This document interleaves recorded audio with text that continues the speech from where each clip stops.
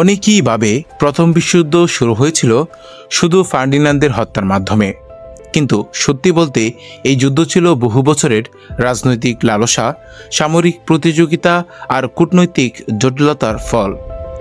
4টি মূল কারণ ছিল এই যুদ্ধের ভিত্তি। 1 নম্বর রয়েছে জাতীয়তাবাদ। ইউরোপের প্রতিটি জাতি চাইছিল নিজেদের শ্রেষ্ঠ হিসেবে প্রতিষ্ঠা করতে। 2 নম্বর রয়েছে সাম্রাজ্যবাদ। আফ্রিকা ও এশিয়ার উপনিবেশ দখল করার জন্য ইউরোপীয় শক্তিগুলোর মধ্যে ছিল চরম প্রতিযোগিতা। 3 নম্বর রয়েছে সামরিক প্রতিযোগিতা। ব্রিটেন ও জার্মানির মধ্যে চলছিল ভয়ঙ্কর অস্ত্র প্রতিযোগিতা। 4 নম্বর রয়েছে জোট রাজনীতি। ইউরোপ ভাগ হয়েছিল 2টি ভাগে, ট্রিপল অ্যালায়েন্স এবং ট্রিপল এন্টেন্ডে। এই যেন বিস্ফোরণের জন্য তৈরি হয়ে থাকা একটি বারুদের স্তূপ, আর ফার্দিনান্দের মৃত্যু ছিল সেই আগুনের স্ফুলিঙ্গ। সালটা ছিল 28শে জুন 1914 সাল। অস্ট্রিয়া ও হাঙ্গেরির যুবরাজ ফার্দিনান্দ স্ত্রীসহ সারায়েভো শহরে গিয়েছিল। সেখানে তার উপর হামলা চালায় এক সার্ব জাতীয়তাবাদী গোষ্ঠী ব্ল্যাক হ্যান্ডের সদস্য গাব্রিয়েলো প্রিন্সিপ। একটি গুলি চলল, আর তার ফল হলো এমন ভয়াবহ যা বিশ্ব কখনো দেখেনি। অস্ট্রিয়া ও হাঙ্গেরি সার্বিয়ার বিরুদ্ধে যুদ্ধ ঘোষণা করে।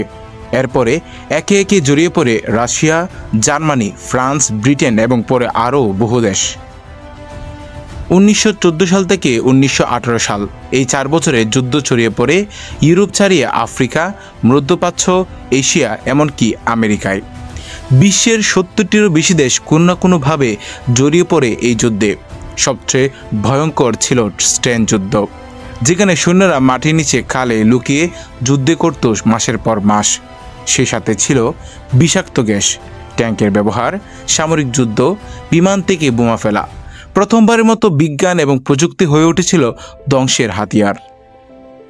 এই যুদ্ধে মারা যায় প্রায় 1 কোটি সৈন্য এবং 70 লক্ষ বেসামরিক মানুষ।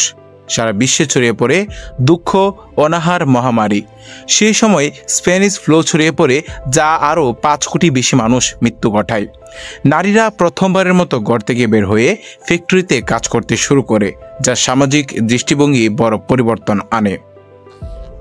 অতঃপর 11ই নভেম্বর 1918 সালে যুদ্ধ শেষ হয়।